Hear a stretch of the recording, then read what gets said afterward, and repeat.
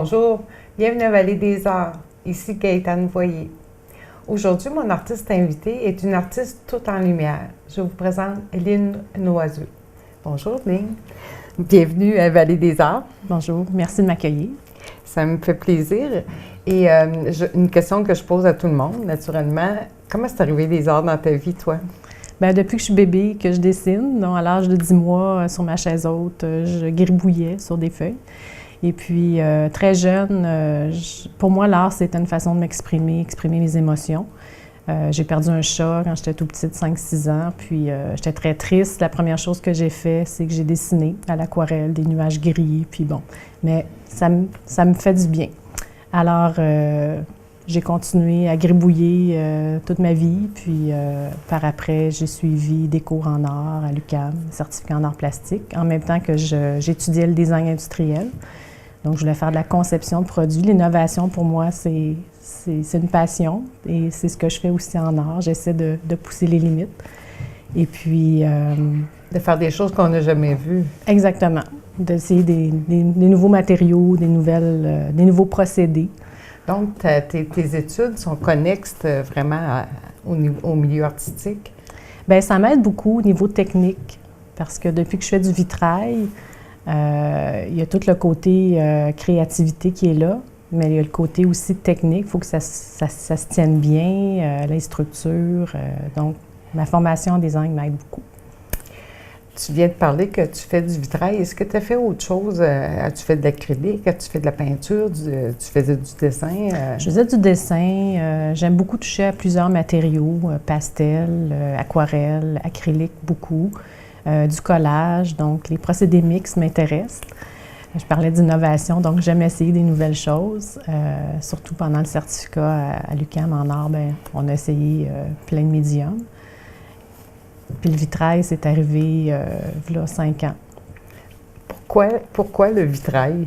Bien, la matière m'intéresse. Je suis une kinesthésique, j'aime toucher les objets. J'aime le verre pour tout le jeu de la lumière que ça apporte. C'est une œuvre qui change au fil du jour selon la luminosité. Fait que je trouve ça fascinant. Alors, c'est une amie, mon amie Annie, qui m'a montré à faire du vitrail, initiée pendant les vacances de Noël, et puis j'ai eu la piqûre. Puis toi, en plus, tu intègres différents éléments à travers tes vitraux. Oui, bien j'aime recycler. Donc, je recycle la vaisselle de cristal. Donc, il ne faut pas jeter la vaisselle de cristal. Et puis... c'est noté. C'est noté. Je ramasse aussi depuis toujours des pierres, des coquillages, des éléments de la nature que j'intègre, des bouts de fil de métal. Donc, j'aime bien récupérer et donner une seconde vie aux objets. Puis ça, c'est quand même assez... tu disais que c'est technique. Les soudures, j'imagine, tout le côté, ce qu'on va voir plus tard dans la démo. Oui. Suite à mon initiation avec mon ami, j'ai suivi des cours à l'atelier de vitrail de Belleuil, qui est un super endroit pour apprendre les techniques de base du vitrail. Alors, j'ai suivi 2 formations pour apprendre justement à bien souder, à techniques de baguette de plomb, tout ça. Alors, par la suite, j'ai rencontré en Nouvelle-Écosse, pendant les vacances, sur la côte acadienne, dans un petit village, une artiste, Jay Leblanc, qui m'inspire beaucoup. Elle travaille le verre de façon non conventionnelle, avec des structures de métal. J'ai passé 2 jours avec elle dans son atelier, qui m'a montré ses techniques. C'est intéressant. Très intéressant. Depuis ce temps-là, je travaille plus à prendre des techniques conventionnelles, mais les traiter de façon non conventionnelle. Oui. Et tout ça, ça donne vraiment... C'est quoi la façon conventionnelle? Parce que je suis pas... On appelle la technique Tiffany. Bon, Monsieur Tiffany, qui est bien connu. Ouais, c'est lampes. Donc, c'est vraiment les soudures au plomb. Il y a la technique de baguette, ce sont des petites baguettes de métal en U qu'on insère tout autour du verre, des morceaux de verre. Je vois. Et le plomb, c'est pas toxique?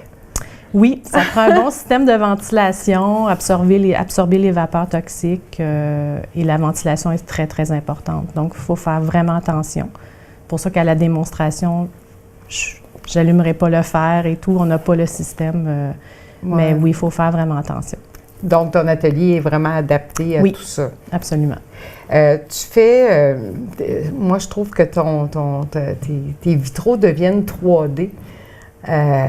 C'est vraiment particulier, on voit moins ça. Ben, c'est peut-être les lampes de M. Tiffany, mais toi, comment t'en es arrivé là à aller différemment à cause de G. Leblanc ou... Bien, j'ai commencé, je voulais sortir du cadre. C'est un peu mon besoin de liberté qui s'exprime dans les œuvres. Donc, de ne pas avoir de cadre fermé. Les structures de métal m'aident beaucoup à rendre ça dynamique et aérien. Donc, c'est des matériaux lourds et rigides, mais je veux leur donner un aspect fluide et aérien. Puis toi, tu participes régulièrement à toutes sortes d'expositions. Est-ce que c'est plus difficile d'exposer des œuvres en vitrail dans des expositions? C'est certain que le système d'accrochage, ça peut être un peu plus complexe parce que les vitraux en suspension, pour avoir l'effet plus 3D, et ce qui est intéressant, c'est l'ombrage coloré que ça crée. Donc, il faut que ça soit dégagé du mur. Donc, je dois m'adapter au système dans les salles d'exposition. Continuellement. Trouver des trucs pour pouvoir les accrocher. Ouais. Donc, tu utilises soit des socles ou un système d'éclairage qui fait que on va avoir le meilleur effet. Là. Le meilleur des effets. Puis, tu as eu des prix dernièrement. Je trouve que ce serait le fun que tu nous en parles. Oui, je suis très contente. Dernièrement, j'ai eu le prix découverte en arts visuels de la ville de Saint-Basile-le-Grand, la Fête des Arts. Et la ville aussi a fait l'acquisition d'une œuvre. Oh, félicitations! Alors, je suis bien contente. C'est des reconnaissances importantes pour un artiste. Oui, qui donne une petite tape dans le dos, finalement. Exact. Et comment tu perçois le milieu artistique présentement ici, au Québec ou dans la région où il y a beaucoup d'artistes, mais est-ce que tu te sens comme faire partie pleinement vu que tu es une des rares qui font du vitrail? Bien, je trouve que c'est très florissant au Québec. Il y a beaucoup d'artistes. Je commence à apprendre depuis 2012 que j'expose. Donc, je commence à apprendre comment fonctionne le domaine artistique, connaître des gens. Ça, je trouve ça fascinant de rencontrer des artistes qui sont passionnés, qui ont plein de choses à partager. Je trouve qu'il y a une belle communauté artistique ici. Oui, puis tu es en train de développer un réseau, j'imagine. Oui, j'ai suivi des cours, formations aussi, plan d'affaires en art. C'est intéressant. Donc, j'ai connu plein de gens intéressants dans le cours, plein de connaissances aussi importantes pour continuer à cheminer dans la carrière artistique. Puis, il y a aussi, parle-nous donc de Posiflex Design. C'est mon entreprise en tant que designer industriel. Je me suis spécialisée dans le domaine de la santé. Donc, je développe des produits ergonomiques pour enlever les maux de dos et d'épaule aux travailleurs. Je vends beaucoup aux hygiénistes, aux dentistes. Donc, c'est des produits mobiles. Et quand je parlais d'innovation, ça en fait partie. Donc, c'est très technique. Alors, le côté artistique vient vraiment équilibrer mon besoin d'être plus libre dans ma création. Ça veut dire que, admettons que dans un bureau, quelqu'un n'a pas une bonne position, tu peux arranger les choses pour cette personne-là. Mais le côté artistique vient te permettre aussi de la création, la créativité. Tu dois en avoir besoin dans ce... Ça en fait partie pour innover, trouver des nouveaux produits qui vont convenir aux besoins des gens. Donc, c'est vraiment complémentaire. Tu parles du dialogue entre le matériau et l'artiste. J'ai lu ça quelque part. Peux-tu élaborer là-dessus? Bien, le vitrail, je le traite comme si je peignais. Donc, pour moi, des morceaux de verre, c'est comme des taches de peinture. Alors, c'est intéressant. Puis, je commence toujours de façon spontanée. Donc, il n'y a pas de dessin ou d'idée préconçue. J'allais te poser la question, est-ce que tu fais une esquisse, quelque chose avant? Non, pas du tout. À moins que ce soit une demande spécifique de quelqu'un pour me faire, par exemple, une porte où là, je vais avoir besoin de respecter des dimensions précises. Mais sinon, non, j'y vais librement, je choisis, je vais au feeling. Aujourd'hui, j'ai le goût du rouge, je touche les morceaux, je joue avec. Un peu comme un casse-tête. Ça se construit comme un casse-tête. Je vais vous montrer tout à l'heure j'ai hâte de voir ça. Est-ce que c'est toi qui colores tes verres ou si le verre est déjà coloré? Le verre est déjà coloré et je voulais aller plus loin là-dedans. Donc, j'ai commencé à intégrer de la photographie dans le verre. Alors ça, je suis bien contente d'avoir trouvé une façon d'amener comme une autre dimension, une autre lecture à travers le verre. Puis tes œuvres se voient aussi à travers la lumière. Oui, oui, oui, oui. Donc, c'est intéressant. Je pense que Dosha en a quelques-unes, justement, de tes œuvres photographiques. Où tu penses que tu t'en vas avec tout ça? Penses-tu que tu vas faire du vitrail toute ta vie? Est-ce que tu penses que ça va évoluer? Tu vas devenir avec des grands vitraux plus larges? C'est certain que ça va évoluer. J'aimerais ça faire aussi de la fusion. Il y a toutes sortes de cours que j'aimerais suivre. Mais je ne veux pas lâcher non plus le côté peinture, parce que c'est plus rapide. Faire du vitrail, c'est quand même long et minutieux.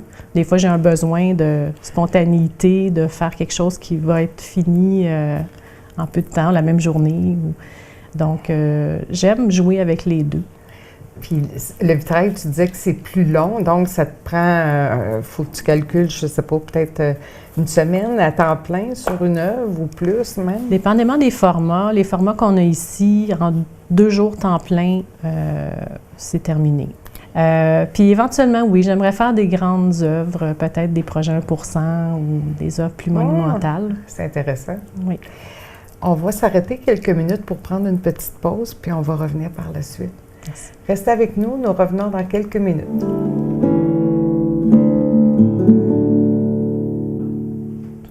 Nous sommes de retour avec Lynn Noiseux. Ma chère Lynn, tu as fait un bel étalage de tes petits morceaux de verre. Tu nous présentes ton atelier? Oui. Donc, je vous ai apporté un amalgame de couleurs et de textures de verre. C'est comme ça que je travaille quand je commence une œuvre. J'étale le tout autour de moi et là, je vais regarder, me sentir les morceaux, je vais jouer avec. Et puis, je vais choisir ce qui m'attire le plus aujourd'hui. Par exemple, celui-là. Alors, je commence à en placer. Donc, je vois que tu as mis un petit carton en dessous. Ça va faire une sculpture à peu près de cette dimension-là? Ça se peut que je déborde, ça arrive. OK, c'est bien. Donc, je ne sais jamais la dimension que ça va être à la fin. Vous voyez ici. Il y a vraiment toutes sortes de textures. Je regarde, c'est vraiment intéressant. Oui, puis dans les transparents, il y a une grande richesse de textures. C'est très intéressant aussi d'allier des plus opaques avec des plus transparents. Donc, un et l'autre s'animent. Alors, si je continue, je voulais vous montrer aussi le genre de pierre avec lequel on peut travailler des cristaux. Ça, c'est du quartz et de l'améthyste. Ça fait très joli dans le verre. Il y a aussi des billes, des petites billes à jouer que je recycle, que je récupère dans le verre. Celles-là sont moins transparentes. Oui, c'est ça. J'en ai de toutes sortes. Alors, selon les verres qui vont aller autour, bien, je vais choisir en conséquence. Okay. Je parlais d'assiettes de cristal que j'aime bien récupérer. Par exemple, celle-ci. Elle a vraiment une belle texture de point. Fait à la lumière, ça s'allume. C'est vraiment intéressant comme effet. Puis, est-ce que tu utiliserais l'assiette telle quelle? Ou oui. Tu vas... Oui, non, j'utiliserais telle quelle. Tu ne la découperais pas à ce moment-là? Non, à ce moment-là, j'aurais un relief. Ça crée une autre dimension. Je peux aussi mettre du verre dessous. Donc, je peux superposer les verres. Ça va donner un autre effet. Si, par exemple, j'y vais avec un verre, le rouge, comme ça ici. Donc, si je superpose, OK, on peut voir, l'effet que ça peut faire. Et à la lumière, alors, ça reflète un et l'autre. Ah, c'est très intéressant. Dans les instruments, en fait, quand je choisis mes verres, par exemple, si je vais avec un bleu ici. J'adore le bleu. Il est très électrique, il est très beau. Et je voudrais le tailler. C'est un couteau à verre qu'on doit mettre un petit lubrifiant, comme ça. Un lubrifiant? Un lubrifiant pour le couteau. Oui. Il y a une petite lame rotative ici. OK, je vois. Et ici, par exemple, si je veux faire une courbe ou... Alors, j'y vais. J'ose pas te parler parce que... Il faut entendre le petit bruit distinctif, comme ça. Puis ça, tu passes une seule fois? Une seule fois. C'est vraiment important. Ensuite, on a différentes pinces pour couper le verre. Donc, selon la forme de la ligne. Comme ça, je me place. Vous voyez? Hein? Donc, c'est fait. Hey! C'est magique. Wow! À ce moment-là, quand j'ai taillé, il faut meuler. Je n'ai pas apporté l'appareil. Il y a un appareil pour meuler, enlever le coupant, le tranchant. coupant. Et à ce moment-là, après, on enrubane. Il y a du ruban. Vous voyez ici, c'est du cuivre. Du ruban de cuivre autocollant. Donc, chaque morceau doit être recouvert de ce ruban-là. Qui empêche de se couper ou non? Ça va servir à la soudure. Oh, Donc, je vois. quand nos morceaux sont tous enrubanés, à ce moment-là, on les juxtapose. Ça ici, c'est le fil à souder. C'est un fil de laiton ou de plomb? Il y a du plomb, mais c'est un alliage. Il y a plusieurs métaux. Et le petit fer ici, que je n'ai pas fait chauffer, mais qui sert à souder. Oui, parce que ce que tu disais, c'est que c'est nocif. C'est nocif. Le plomb ou l'alliage, mais ça. avec la chaleur du fer. Exactement. Et aussi le flox, il y a un liquide qu'on doit mettre pour que la soudure soit possible. Alors quand le fer est chaud, on vient souder. Chaque contour doit être recouvert De l'alliage. de l'alliage. Exactement.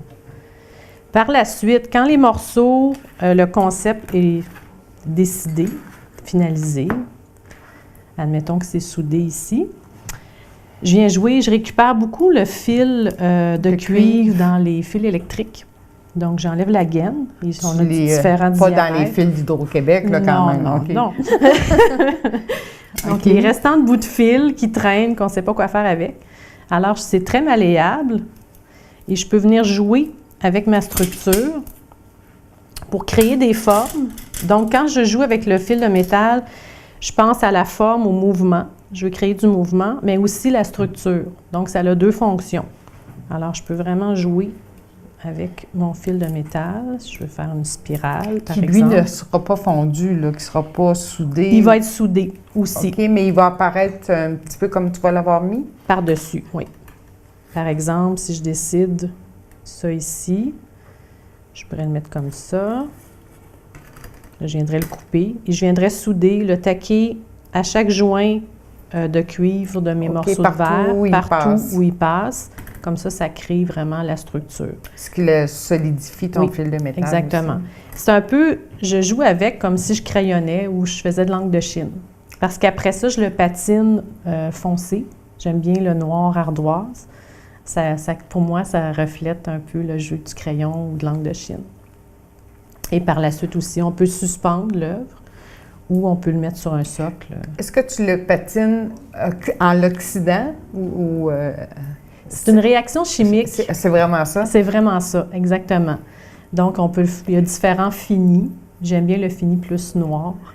Mais le noir, tu l'obtiens avec quelle combinaison de cuivre? Avec le cuivre plus... C'est vraiment un liquide qu'on achète qui va créer la réaction pour que ce soit noir. Et tu es obligé de le chauffer ou non, c'est juste appliqué avec un pinceau.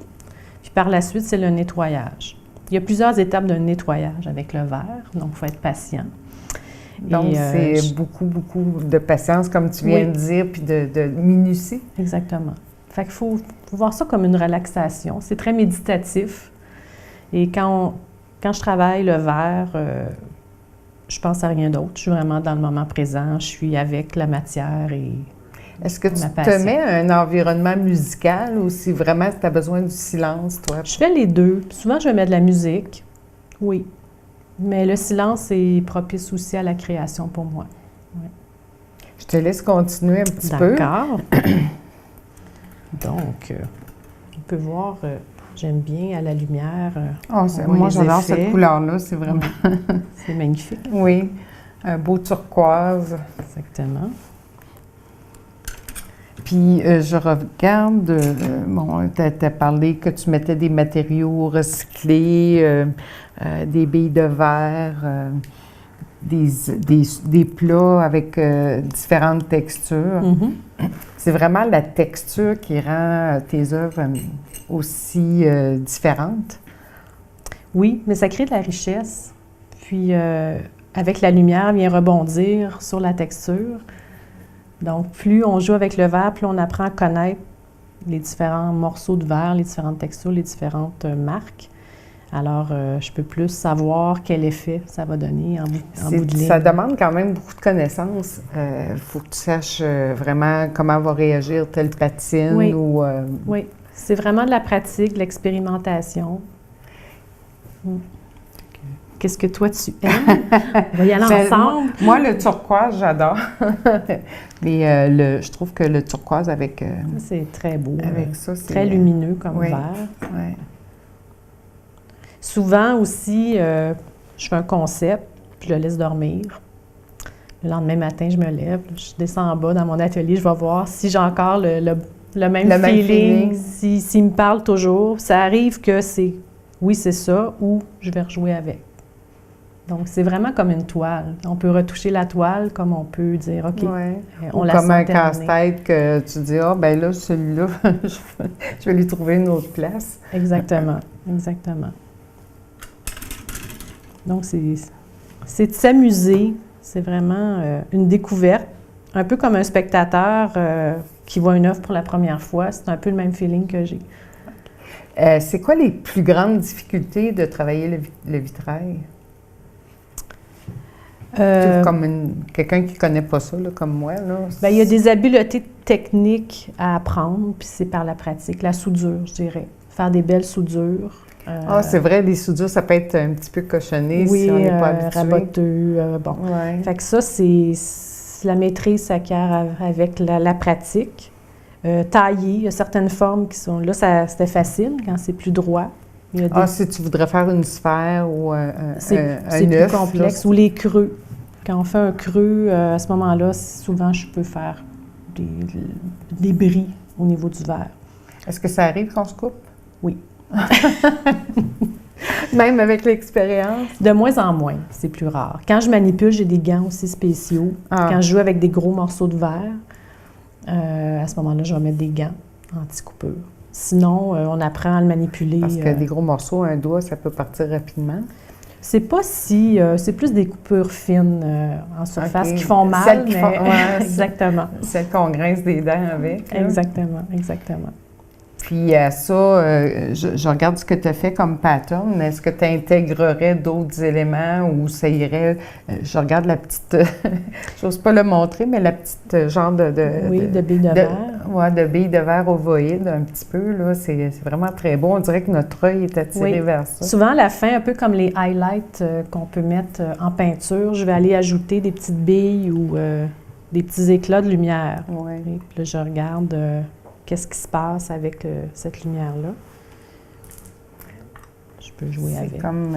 C'est très, très beau. Ma chère Lynn, je sais qu'on ne t'a pas vu souder puis tout ça, mais c'est vraiment d'une grande générosité ce que tu nous as montré aujourd'hui. J'apprécie beaucoup personnellement. Merci pour ta présence ici. Ça fait un plaisir. Quant à vous, on se retrouve la semaine prochaine pour un autre invité en art.